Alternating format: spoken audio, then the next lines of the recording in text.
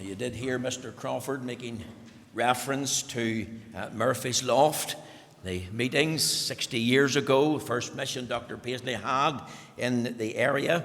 I never knew about Murphy's Loft until I came to Carryduff just about 20 years ago. And it's really lovely, of course, to have known our brother Graham from that time and to know various members of the family. And we're really delighted that you're here, brother. We thank you for your gifts and talents, and he's going to minister to us now. Thank you. Okay, thank you very much. And I was talking to Wilfie about that mission, and I actually discovered something that you would like to see, Wilfie. And it's an old book that my father kept of all the income into the loft round about those years. And he has the payments in on the left, and all the dates and all the outgoings on the right-hand side here.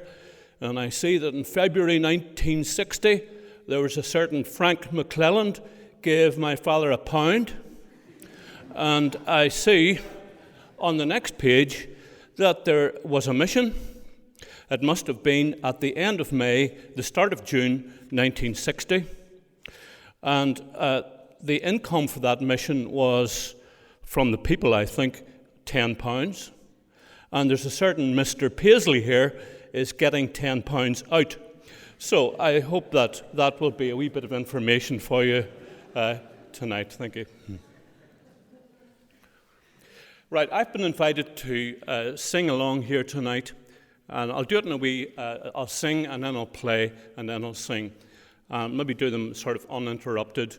I'm going to sing for you The Haven of Rest, and then I'll do a piano solo, What a Friend We Have in Jesus, and for you musicians that'll be in the key of F, and How Great Thou Art, that will be from B flat up to C eventually. And then one piece that I remember the Carryduff Quartet used to sing, a lovely piece, it was entitled The Unveiled Christ, and I'll finish off with that.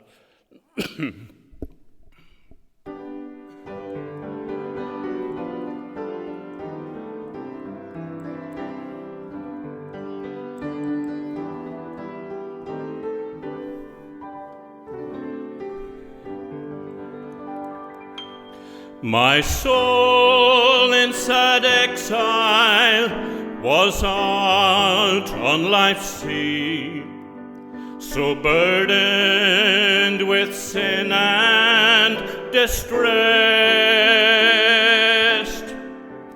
Then I heard a sweet voice saying, make me your choice, and I entered the haven of rest. I've anchored my soul in the haven of rest. I'll sail the wild seas no more. The tempest may sweep o'er the wild, stormy deep. In Jesus I'm safe evermore. I yielded myself to his tender embrace, and faith taking hold of the word, my fetters fell off and I anchored my soul. The haven of rest is my Lord. I've anchored my soul in the haven of rest. I'll sail the wild seas no more. The tempest may sweep o'er the wild, stormy deep. In Jesus I'm safe evermore. Oh, come to the Savior, he patiently waits to save by his power divine. Come anchor your soul in the haven of rest, and say, my beloved is mine. I've anchored my soul in the haven of rest. I'll sail the wild seas no more. The tempest may sweep o'er the wild stormy deep. In Jesus I'm safe evermore.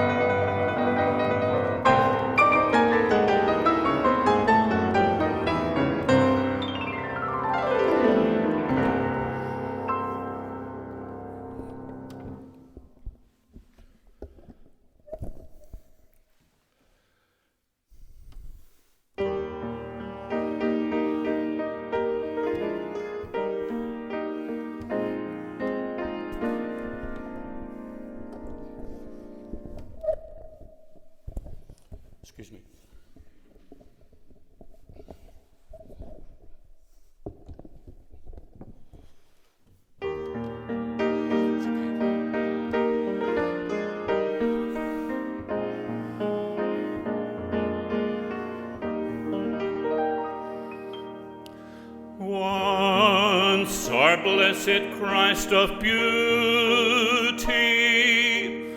was veiled off from human view,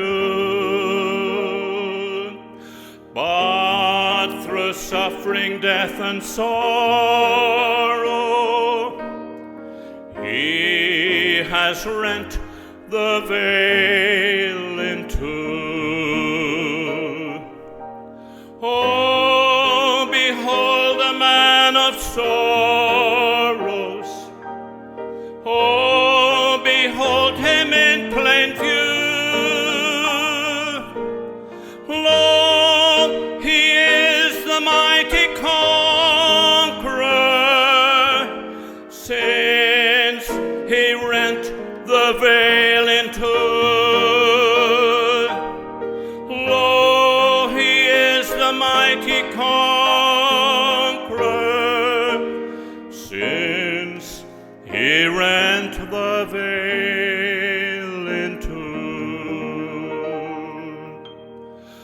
Holy angels bow before him, men of earth give praises due, for he is the well-beloved, since he rent the veil in two. Lo, behold the man of sorrows. Oh, behold him in plain view. Lo, he is the mighty conqueror, since he rent the veil in two. Lo, he is the mighty conqueror, since he rent the veil in two. Now he is with God the Father, interceding there for you,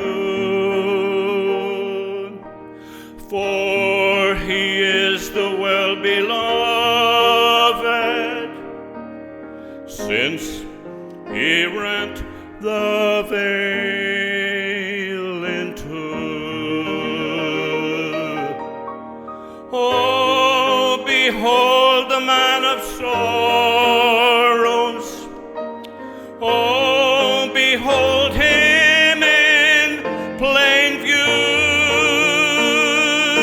Lo, he is the mighty conqueror, since he rent the veil in two. Lo, he is the mighty conqueror, since he rent the veil in two.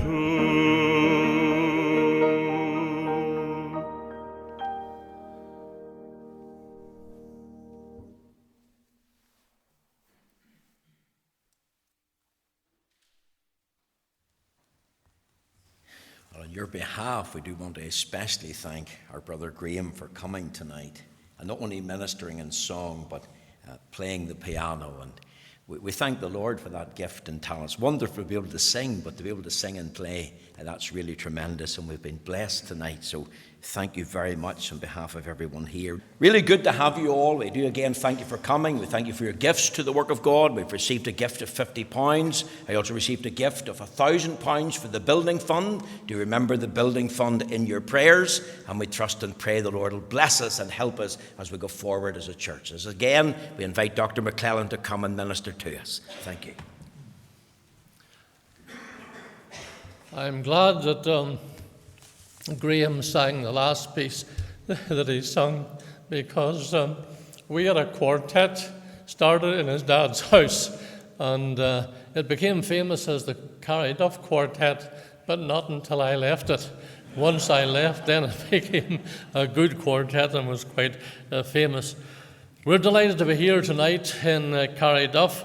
Again, my wife and I, we've spent almost 50 years in North America, but Carryduff is always home to us, and we're so happy to be back among old friends. Used to be a youth fellowship we had, but now we need to rename it the Old People's Fellowship because you're looking up and you see somebody's a lot older than was here way back in those years, and I'm looking down, I can see a few wrinkles and so on down there. So time is passing on, but it's a delight for us to be here, and a special delight to be here in your new building. It was a long time in coming, but it's here, and it's worth the wait, and so we rejoice with you at this time. Now, I'm not preaching on this visit over here, just here for a couple of weeks. I'm not preaching because I'm too old to preach anymore. I tell people when they ask me, how old are you? I say, I'm a dyslexic 38-year-old. So if you don't know what that means, you can go to the dictionary. You can find out what it means. But it's a delight to be here, and I'm not preaching, but when I heard that you folks were having ministers give their testimony, I said, well, I think I can do that. So I was asked to give a testimony, and I want to say at the beginning that every Christian has a unique story, and some of them, like the Apostle Paul, are very, very dramatic. Others, like Peter, whose life we have just finished studying, others, like Peter, came quietly to the Lord. But every one of us, we are not clones. We're all different, and God has given us a different testimony, but it's all to the saving grace of the Lord our God. Now, tonight, in giving this testimony, I don't want to give you just a chronological report because those can be very boring, and especially in my case, I'm dealing with over 80 years and trying to get it into manageable proportions. So what I want to do is just weave into my testimony some of the lessons that I've learned in life. And I'm going to put it in two parts. That's first of all with regard to salvation and with regard to service. Now, I hope the word will be an encouragement to you. I'm thinking of anybody here who's not saved, that you'll think seriously about the things we have to say, and that you will come and trust the Lord. I'm also thinking of anybody who's sitting with a false profession, as I once had, that you may change the false one for the real thing and come to know the Savior and to follow Him. And I'm thinking especially of the young people, because you may be wrestling in your mind with regard to the future and what the Lord wants you to do. And I want to encourage you to make sure that you know the mind and the will of the Lord, because the Lord leads you in marvelous and wonderful ways. And when we think of her testimony over this past number of years, it just amazes me how great and how good is the Lord we adore. Not always easy, sometimes very difficult situations, but the Lord, He blesses us. Now, first of all, one of the very first lessons I learned was as a boy of 4. I was born in Lagan Valley Hospital in Lisburn in 1936, so you know how old I am. And I was born to a small farm over there in the Melech, not very far away from here. We had a happy childhood, but one of the early lessons was the gravity of life and also the certainty of death, because I was just 2 days after my 4th birthday when my father died. And I remember vividly his funeral, and I remember a couple of strong men lifting me up to the coffin out in our farmyard and putting a little sprig of primroses on the coffin. So I learned very early in life that life is not forever and that all of us are going to die. And keep that in mind. Everyone here someday will be dead. You are going to die. Now, in 1942, I got a new father, Yvonne's dad, and he was, I always called him just John, because my mother, she was McClelland from Scotland, She came over to Ireland, married my father, McClelland, here in Northern Ireland. Then when my dad died, she married my dad's cousin, and so she was married 3 times and never changed her name. So she was McClelland right through her life. And I got a new father in John, and those were happy days. And he was so good to me, and far probably as good to me as my real father would have been. But there were also serious and sad days, because I remember looking out of the end window of our farmyard in 1942, and I saw a great big light up in the sky, and I thought that light was the light of the moon, but it wasn't a moon. It was a flare that was dropped by the German fighters coming in to bomb Belfast in 1942. And I remember hearing the whistle of the bombs. They were dropping the bombs just over our farm, and you could hear them whistling down to the aircraft factory and also to the shipyard where they wanted to destroy. But they've missed them, but they got a lot of other things. And my stepfather, John, took me in the morning down in our little Morris 8 car down to Belfast, down Crummock Street, and out to the markets there. And we saw bodies piled up, about 700 of them, I think it was, at that time. And so impressed upon us was the brevity of life and also the wickedness of man. And it hasn't stopped, because you heard what happened in the last day in the States. 2 more mass murder situations, 20 killed in one place with 26 injured, another place in Ohio, 9 killed with 27 injured. We are living in a very, very wicked day, and people are going to die, and the important thing is that you're ready for death. C.H. Spurgeon, the great preacher, he lived in the time when the railway travel was just beginning, and he said how wonderful it was to be standing in the station. He was going to preach somewhere. How wonderful it was to stand in the station, and you could hear the whistle of the train, the horn of the train in the distance, getting closer and closer. But he said how good it was to be able to pat your pocket and feel the ticket there for the journey. And friends, death is coming down upon us. It's coming like an express train. And every so often we hear the horn as in these situations that have happened. That's why we need to be ready for that day, so that we will go home to glory to be with the Lord. The next lesson I learned was, we were brought up in the Reformed Presbyterian Church in Knockbracken, and our family was a religious family, but they weren't saved. And at 10 or 11, there was a Baptist Sunday school started not far from us, and I learned a lesson that amazed me, and that was that it's possible on earth to know that you're saved. I remember I could take you to the place in our house where my mother told me that she had gone to a mission somewhere and heard the gospel, and she told me it was possible on earth to know that when you die you're going to heaven. And I thought that very, very strange, and it certainly had a great impact upon me. And shortly afterwards, she came to know the Lord, and then my stepfather, he came to know the Lord, and I too knew I needed to come to know the Lord, but I fought against God. And young people, that may be what you're doing. You know what the Lord wants you to do, but you're fighting and fighting. Let me tell you, if you knew how great God was and how big God was, we can't fight against God, and you can't win and prevail. So far better to yield the puny arms of rebellion to Him and be saved by the grace of the Lord.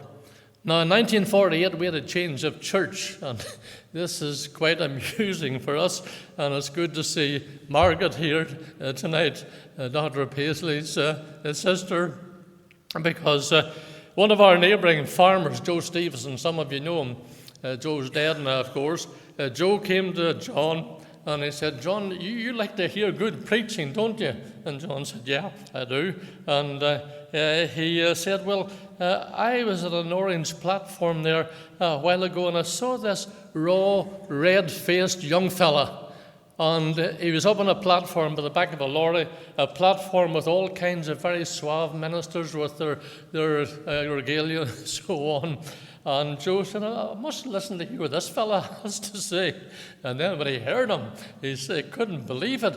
So he says, "I think he has a church somewhere in Belfast, maybe the Ravenhill Road." So my dad, he checked the newspaper, found the Ravenhill Evangelical Church as it was then. And my dad, he took us, and we went down for our first service in the Ravenhill Church. And that was such a difference, because in the Reformed Presbyterian Church, which I greatly respect, I have to say, in the Reformed Presbyterian Church, it was very, very quiet, and you didn't talk. And if anybody dared speak in the service or before the service started, it was just a whisper. But into this church, it was well filled with people, and there's a lot of noise as people were talking, and people actually seemed to be happy, which was something that I had not really seen before. So we took our seats in the middle of the church, and we waited for the service to start.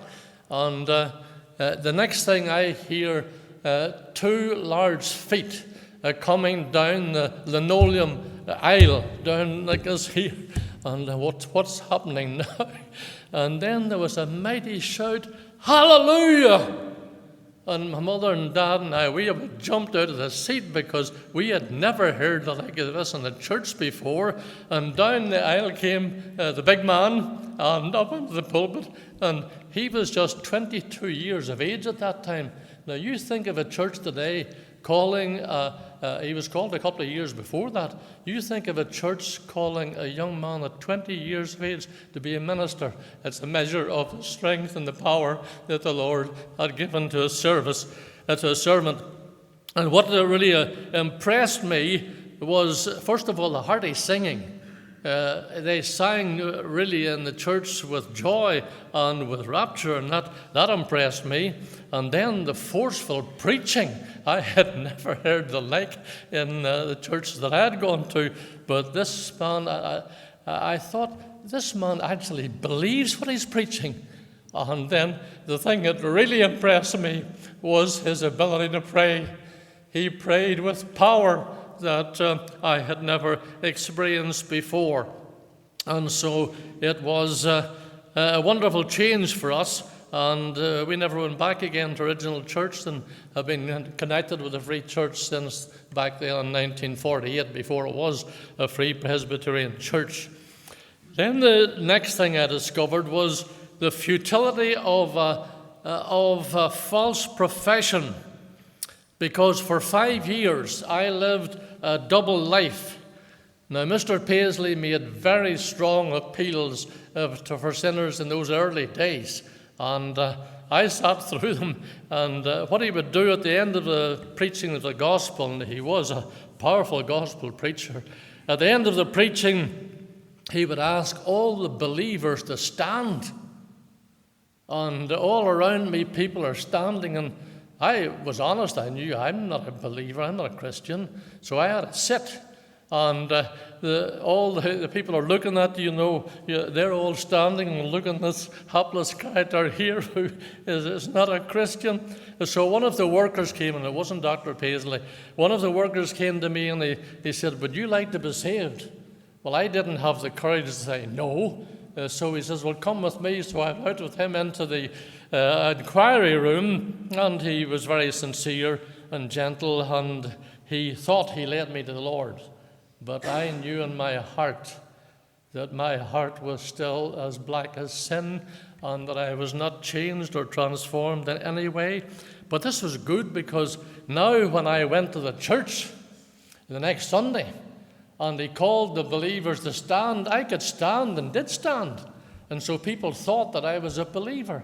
And for 5 years it went on, and I suffered every Sunday because conviction of sin came up into my heart, and it was a powerful thing. Now, I wonder, is there somebody here tonight like me, and you know what to say, you know how to behave on the Lord's day, but deep down you know you're not right with the Lord? My friend, don't put off getting right with the Lord, because a false profession is no good when you come to face the Lord at the end of your life. So I worked in the aircraft factory at Shorten Harlands at that time, and I was an apprentice there, and I was a good boy on Sunday. As far as people were concerned, he's a believer.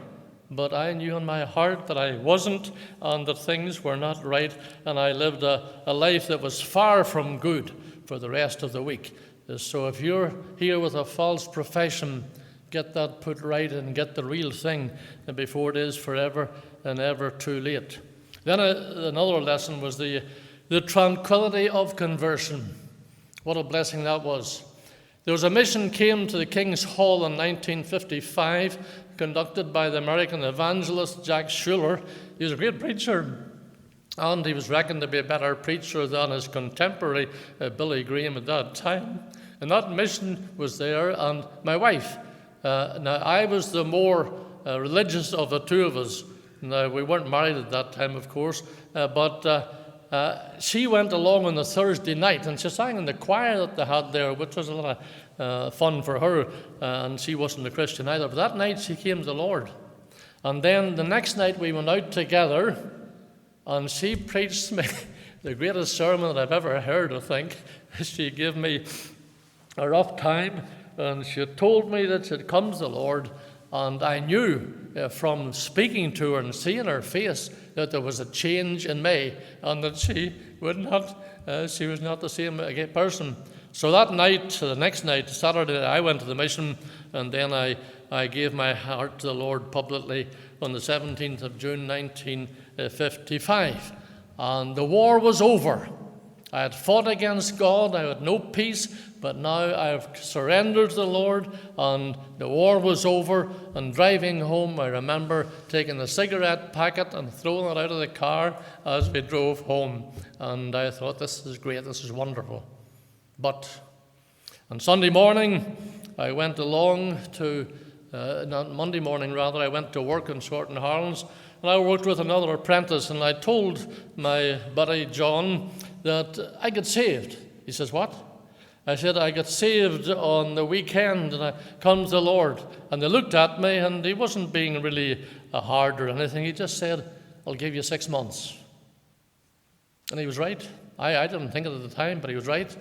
Because in a short time, I went back to my worldly ways, and May went back to her worldly ways, and so things were not good at all. And I want this lesson to sink into.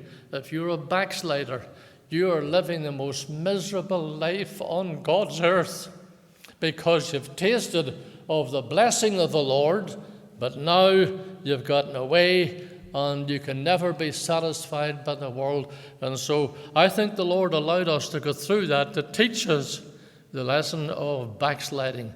The backslider is a miserable person. Now in June 1956, we were still going to the Dr. Paisley's church on the Ravenhill Road, and he preached some mighty messages in June of 1956. Now, I was a motorbike fanatic. I still like motorbikes, but those days I was a complete and utter fanatic. Remember going to Temple 100 in 1948 and was amazed to see these guys racing motorbikes, and I thought this was wonderful. And I aspired even myself to go along that way to some degree. So I was a fanatic, and I learned it at the church, at Knockbracken Church, not from the pulpit, but after the service on Sunday. That it was 3 o'clock in the afternoon, I think, and went into Hammy Clark. He was the sexton of the church, and some men would gather with him, and they'd talk about the motorbike race on the day before. And I had never heard of motorbike racing at this time, and I was just fascinated listening to them. And so I learned the wrong ways at that time and was a complete fanatic. Now, in the Ravenhill Church on a Sunday, Dr. Paisley was preaching so powerfully and so mightily that I was under great conviction of sin. And I thought, well, I want to go to I think it was called the Dundrod 200 race up at Dundrod in 1956. I want to go to that at the end of June. But I'm not going to get this thing, the Lord, straightened out until after that's over. So Mr. Paisley made an appeal for souls, and some hands went up, and mine didn't go up. But I felt bad. The next Sunday, the preaching was wilder again, and the conviction was just unbearable. So he makes an appeal on the second Sunday, and again, people responded, but I didn't. I kept my hand down. I want to go to this motorbike race. Once I get that over, then I'll get this matter of Christianity straightened out. And then the third Sunday, I was so under conviction of sin that when he made the appeal, my hand was first up. And I gave myself to the Lord and came back to the Lord and was blessed by him. And shortly afterwards, my wife, she came back to the Lord as well. We were just, of course, going out together at that time. We got married in 1958, and we determined to put the Lord first in our lives. I had the opportunity of going to Seattle to work for Boeing in 1958, but it wasn't the Lord's timing, because there were some things that had to be done here before I went away. One of the things Wilfie mentioned there about the mission in 1960 in Murphy's Loft. And I believe at that time that the Lord gave us a little glimpse of what revival is really like. And it was a tremendous time of blessing. Now, I think it might have been Brian Murphy, who couldn't be here because of his wife's problem, that Brian, I think he was the one who came to me and said, my dad says that it'd be good to have a mission and to have Dr. Paisley. So anyhow, we got to work on it, and we started the mission, planned the mission. And I look back, we were a bunch of absolute raw recruits. I mean, what did we know? But we had that mission, and it was a tremendous time. I believe it was a mini revival. Now, on the Saturday night before the mission was due to start on the Sunday, we had a prayer meeting. And in that prayer meeting, we expected to pray from 9 o'clock to maybe 10. That prayer meeting went on to, not 10, it went on to 1 o'clock in the morning. And I remember, it's good to see Pearl here tonight, but our husband, Martin was kind of quiet. He wasn't a sort of brash sort of person. But I remember to have it pictured in my mind to this day. Martin jumping out of his seat and saying, Lord, I can't sit another minute.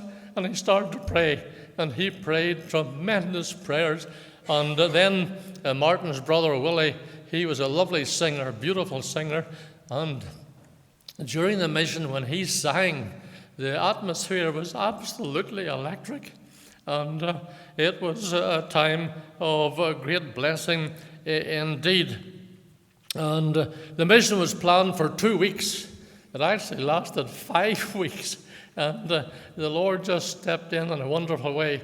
My brother James got saved then.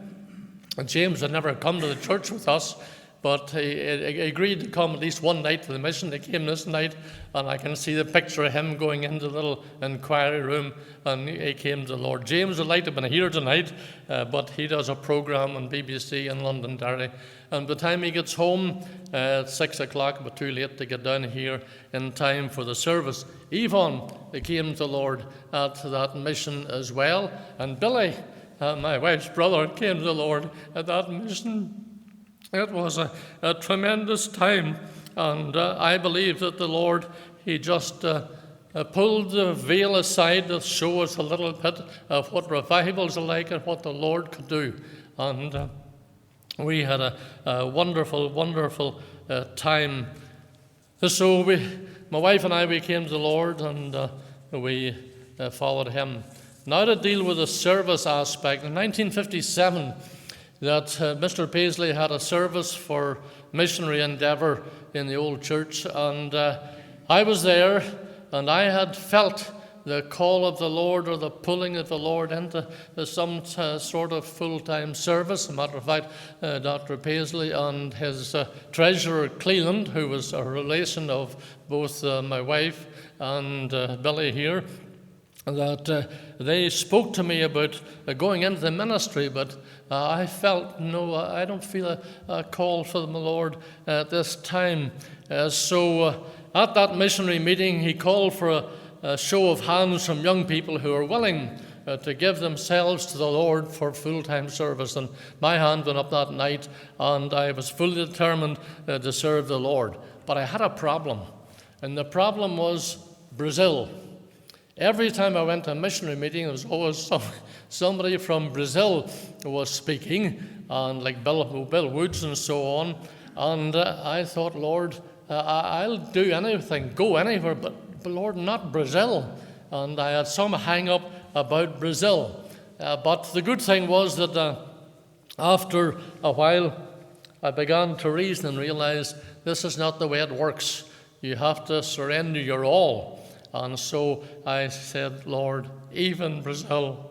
But he never did call me to Brazil, but I had to come to that place. And maybe there's some young person here tonight, and you're wrestling with what to do in your life, and you maybe feel the tuggings that I felt about full-time service, that you have to be ready to say, anywhere, Lord.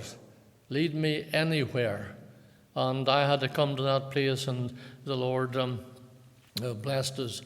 Sometimes that call would be bright in my mind, and sometimes it was dim.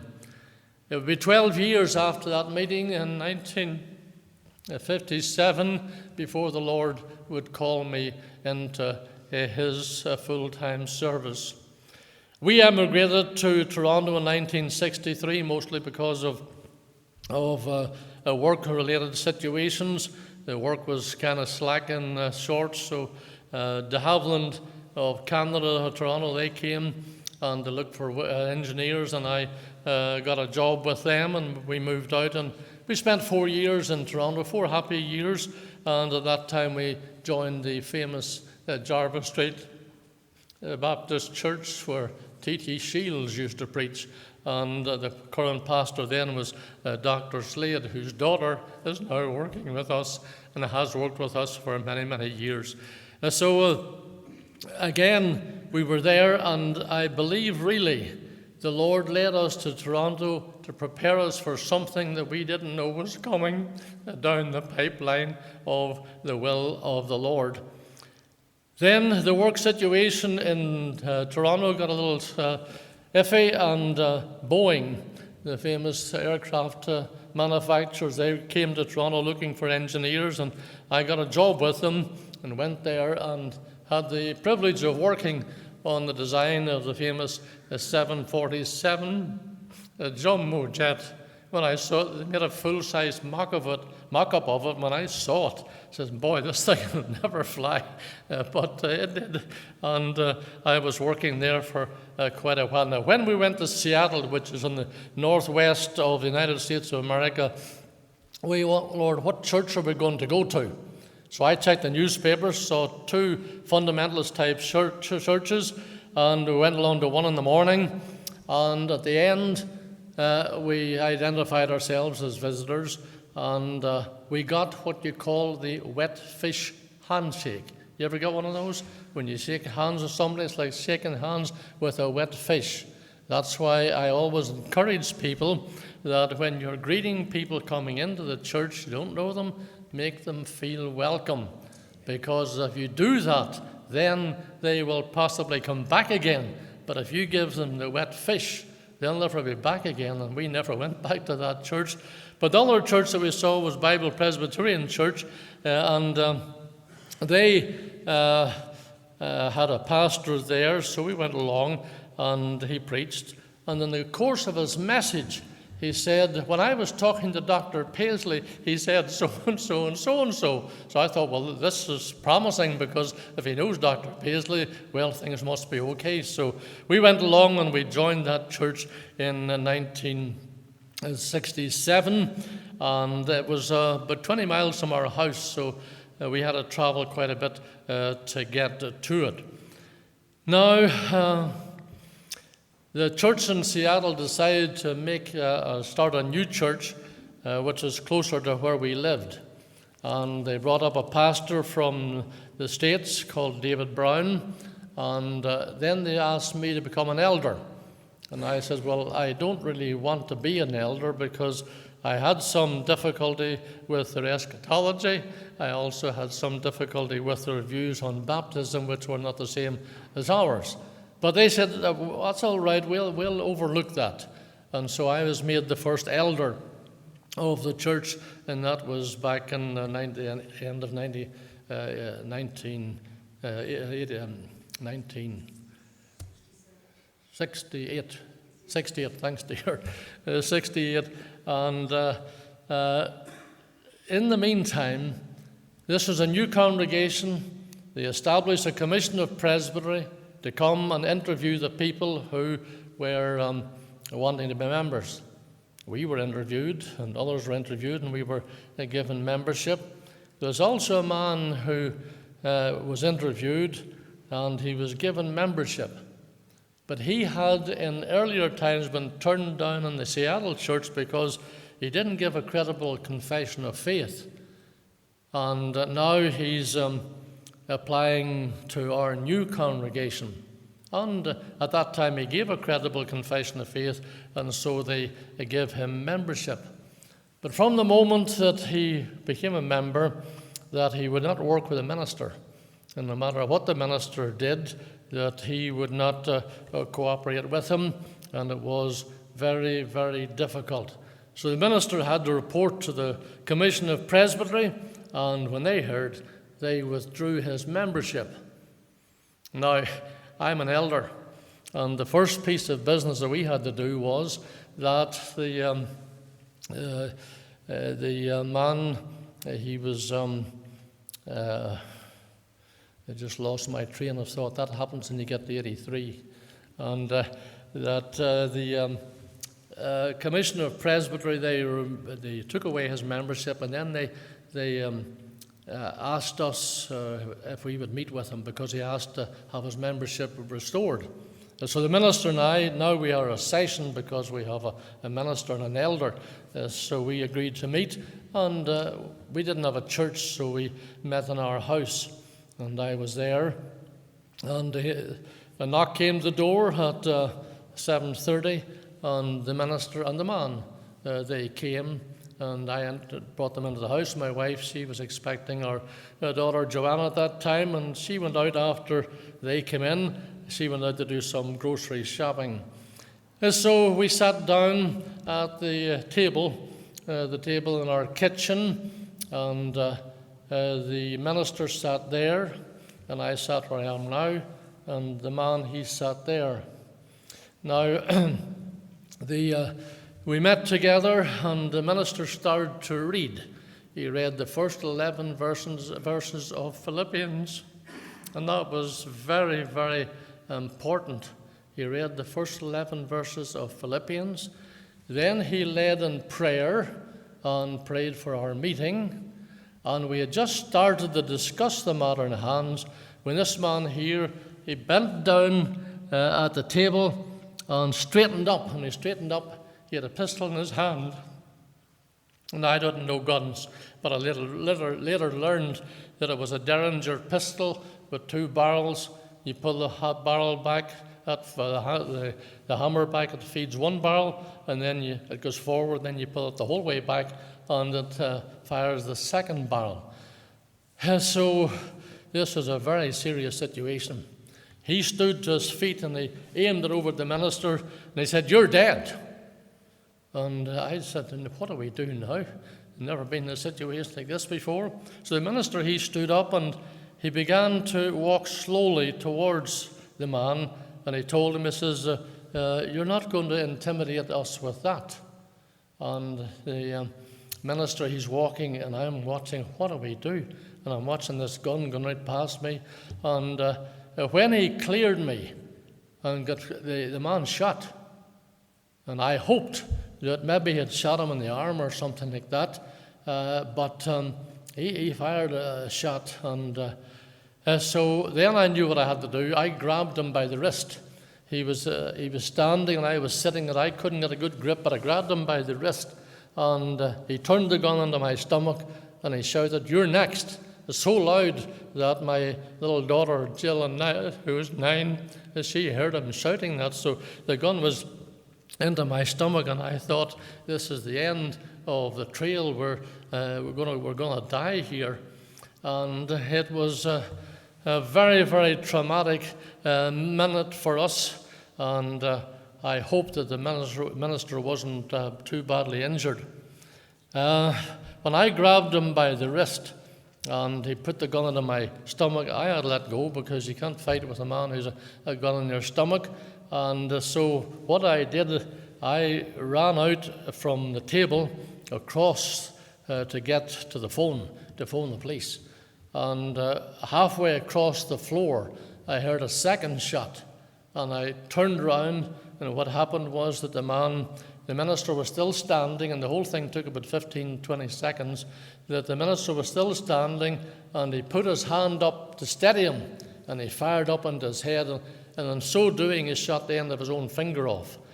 So it was an awful, awful moment, and it raised the question, why, Lord?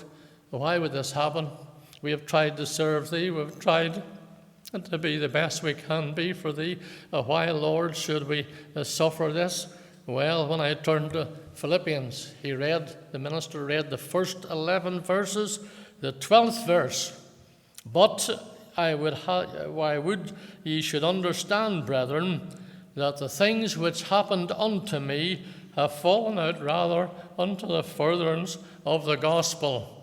And that's the same chapter where it says, Christ shall be magnified in my body, whether it be by life or by death. For me to live is Christ, and to die is gain. And in verse 23, for I am in a strait betwixt two, having a desire to depart and to be with Christ, which is far better.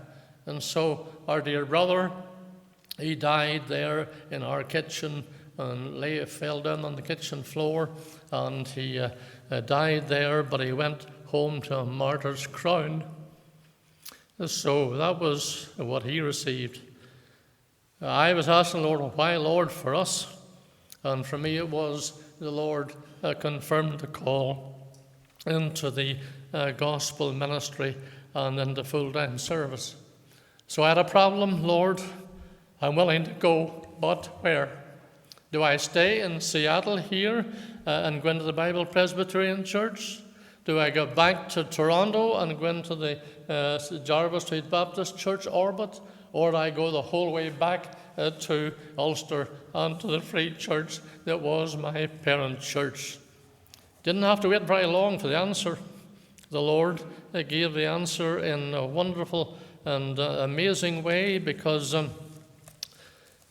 my pastor who died, he gave me this daily reading calendar, which I use to this present day.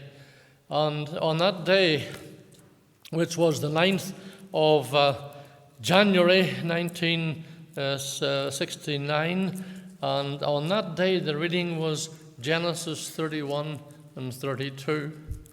And I had only read a short distance when I came to verse 9 of chapter 32, where it says, the Lord which saidst unto me, return unto thy country and to thy kindred, and I will deal well with thee.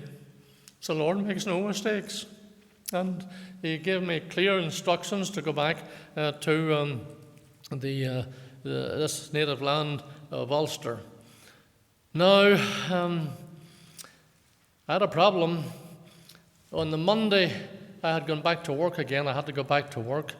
And the Monday, I come home after the work time. And my wife had the dinner ready for us and set it down on the table. And as I sat down at the table, immediately the devil attacked.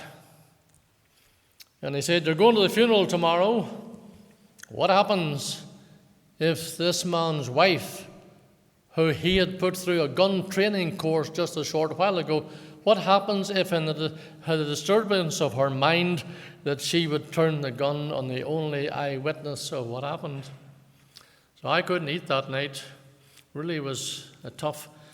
But I went to the Bible and I took out this here, and turned out this was on the 13th of January, and that day the reading was in Matthew chapter 10, and I only read a few verses when it came to this. "And fear not them which kill the body." That was my problem. "But are not able to kill the soul, but rather fear him which is able to destroy both body and soul in hell." And so that gave me great peace, and I want to bear testimony that through that awful trauma, we had no greater peace than to read the Word. The Word of God always had something to encourage us, and then after that, we discovered also the throne of grace, that the Lord always gave peace, and He gave us instruction, and He directed us. So it's a good argument for using a daily reading calendar, because the Lord very often will use that to speak to you and to guide you. So we had God's comfort in prayer, and we decided we would approach the Free Church. We're accepted to go in as a student, and we had to leave. Now, did you ever try to sell a house that somebody's been murdered in? So we had to sell our house, of course, and we put it up for sale. And in 3 months, we didn't have one call, not one call. So we had to argue with ourselves, what do we do? Do we stay here to get the house sold, or do we go? And don't forget that we had a mortgage in the house, and we could be bankrupt in a short time. So we decided the Lord's called us, so we got to go. And we took the train from Seattle up to Vancouver, the transcontinental train from Vancouver over to Toronto, where we would spend a couple of days with Billy and my wife's sister, Anna. And we left, and the house wasn't sold. We left it in the hands of a real estate agent. We got to Toronto 3 days later, and here Anna says, "Oh, there's a telegram here for you." So we looked at the telegram. You know, wasn't it? House was sold. So that teaches you that when you're going to trust the Lord, very often you have to take the step in faith first of all, and then the Lord will do what you can't do. So we were led and went back and started study for the ministry, and we spent 7 wonderful years in Tandragee, 3 years as a student minister, and then ordained, and there for another 4 years. Went back to Toronto, and it came about like this here because we had a holiday in Canada, and I spoke in the Bible Presbyterian Church when I was over there, and we come back to Ulster after the holiday. And here through the letterbox came one of those little airmail letters they used to have in the good old days when people actually wrote letters. They got a letter, a little blue one, and it was from the minister of the Bible Presbyterian Church, and he says, "I'm going to resign and retire. Would you take up the work?" So immediately I got it. I said to May, without anything, say, "Pack your bags, we're going back to Toronto." Although we didn't have confirmation at that time. So what we did, we began to make preparations for going. I told them that I would be interested in going over there, but only under the auspices of the Free Presbyterian Church. For this reason, that I am not well known in the Bible Presbyterian Church, but it was pretty well known here. and I knew I could count on the prayer support of all God's people over here, which is what we got, and we were greatly blessed by that. So we set out, and we started in Tandragee and was there for 7 years. But this letter, it came along, and I had to argue with the Lord. Lord, you brought me home on a promise from Genesis, return unto thy land. I cannot leave unless you give me another promise or give me some other leading. And that came in August of 1976, 75, and it was from Spurgeon, from his checkbook of the Bank of Faith. If you haven't got that book, get it and read it, because it's so many times Spurgeon has the right word to encourage believers. And he gave us a promise there from Deuteronomy chapter 1, chapter 2, and chapter 1 and 21. Behold, the Lord thy God hath set the land before thee. Go up and possess it, as the Lord God of thy fathers hath said unto thee. Now I had asked the Lord, Lord, we need leading and direction. We need a promise from you if we're going to go. Because as far as I'm concerned, Tandragee or Toronto, I'm happy to stay or go as thou dost lead. And he gave us this promise, but I asked him, Lord, whatever promise you give me, don't give me something that I'm familiar with or something that I could shoehorn into my situation and say that was the leading of the Lord. So I said, show me something in the context of whatever verse you give me that you are directing us and leading us according to your will. So we got that verse. Behold, the Lord thy God hath set the land before thee. Go up and possess it. You could have knocked me down with a feather, because the 6th verse of that chapter was, the Lord our God spake unto us in Horeb, saying, Ye have dwelt long enough in this mount. Now, people wouldn't think much about that, but we did, because our address in Tandragee was 22, the Mount. I mean, that was, to me, too much of a coincidence. But then the Lord really gave it to me, because in the chapter 2, in verse 7, he says, The Lord thy God hath blessed thee in all the works of thy hand. Every Christian can say that, because the Lord has blessed us all. But then not every Christian can say the next bit. He knoweth thy walking through this great wilderness. These 40 years the Lord thy God hath been with thee. Thou hast lacked nothing. Now when you're 30, you don't think much about it. But when you get to 40, you do think a lot about it. And I was just 40 at that time. And so that confirmed it to us that we were to go back to Toronto. And so we did. And we went back into a maelstrom of opposition. When the ecumenical leaders heard that there was going to be a free Presbyterian church opened in Toronto, they went berserk. And when we first went out there, we had a little rented church. Lasted 4 weeks, and then it demolished it.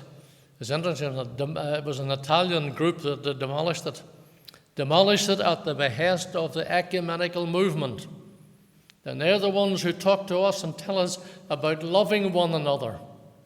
And the reason for demolishing it was to build a tennis court. Now, tennis begins off love all, which is what the ecumenicals like to say that they are.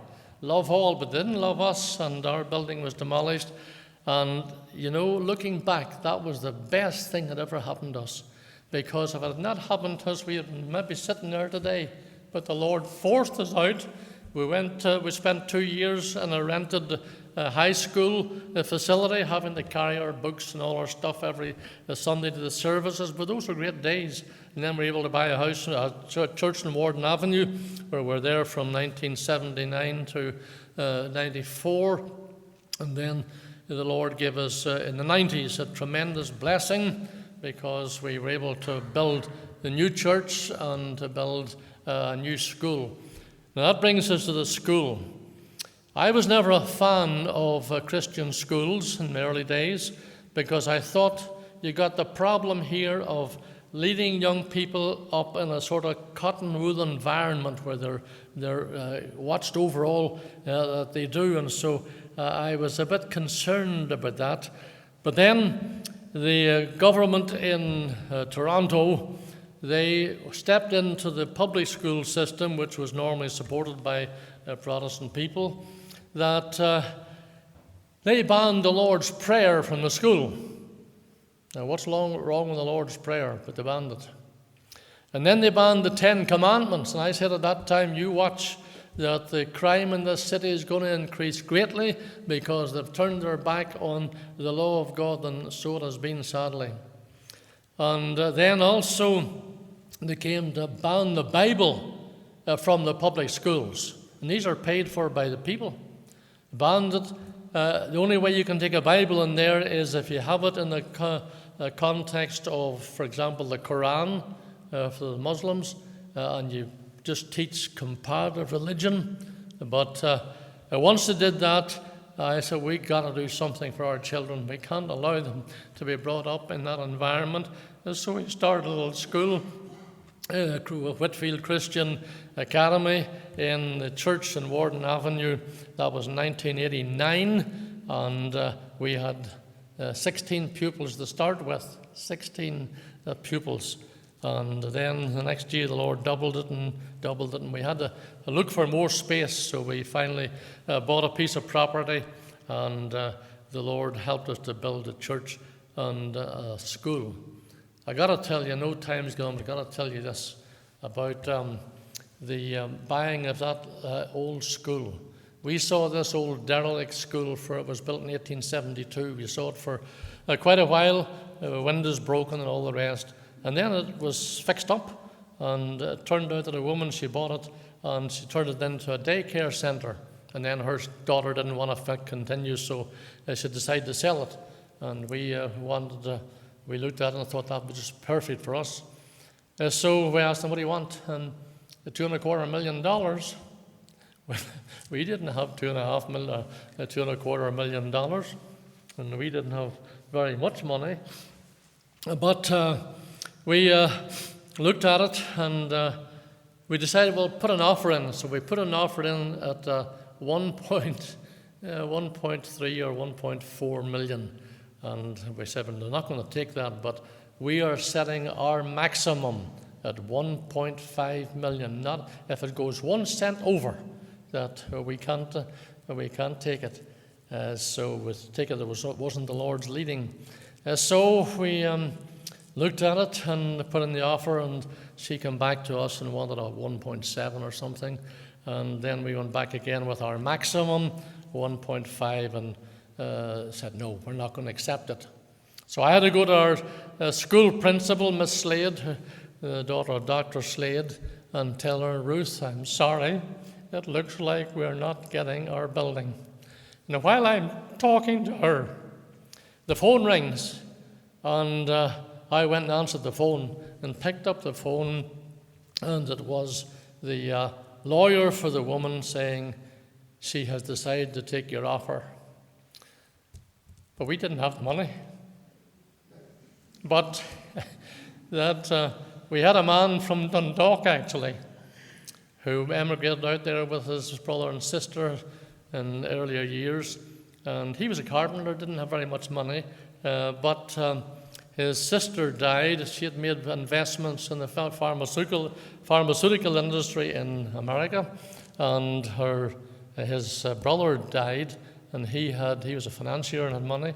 So all the money came down to our friend Bert McComb. Now, Bert did not want any of his money to get into the hands of the government.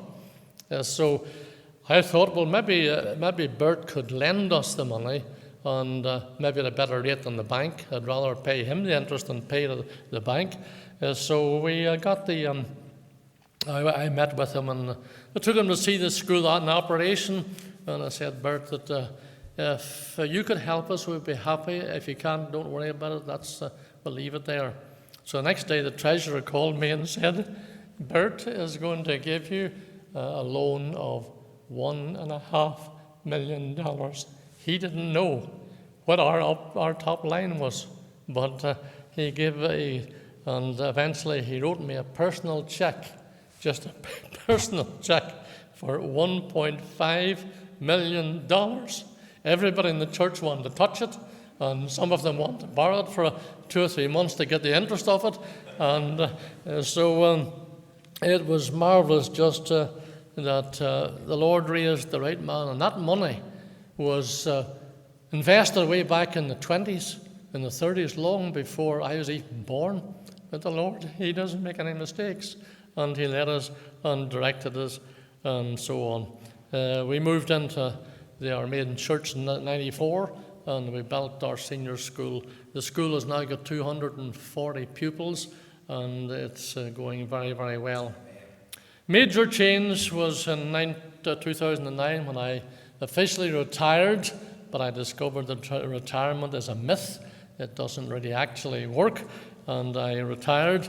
And my son-in-law, Larry Saunders, he took over as pastor for the past 10 years, and he arrives in Ulster tomorrow with his wife, my daughter Jill, who is the principal of our school.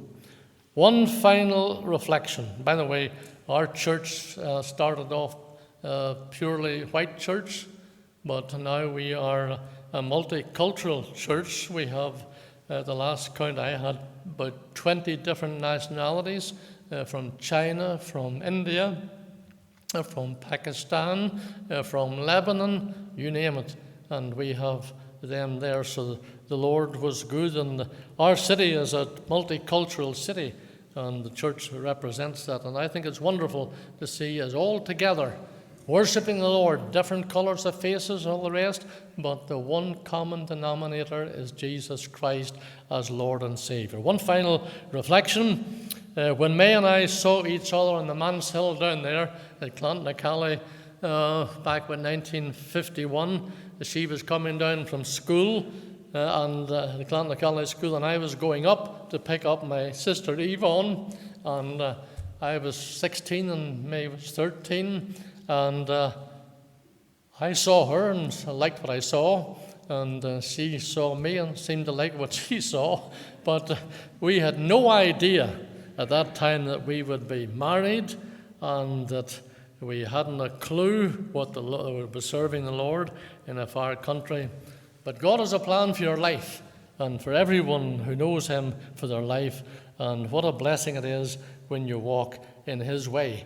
He makes no mistakes. So young people, you're starting off in life. Right now, you don't know what's ahead of you. You don't know what you're going to do. You don't know who you're going to marry. You don't know what sort of job you're going to have to do. But you have no idea, but the Lord does know, and He will lead you. And if you commit your way to Him. Closing verse, trust in the Lord with all thine heart, and lean not unto thine own understanding. In all thy ways acknowledge Him, and He shall direct thy paths. We look back, we're amazed at the way the Lord has led us, and we rejoice greatly in such a great and loving God as we have. If the Lord touched some soul here tonight and saved them, that would be a tremendous blessing. If the Lord restored somebody who has a personal but only a false profession, bring them to the Lord, that would be tremendous. If there's some young person particularly here tonight, and you have been wrestling with your future and wrestling with the will of God, if from tonight the Lord gave you the grace to say, Lord, wherever, even Brazil, and it'll be a blessing to see some young person going into the service of the Lord.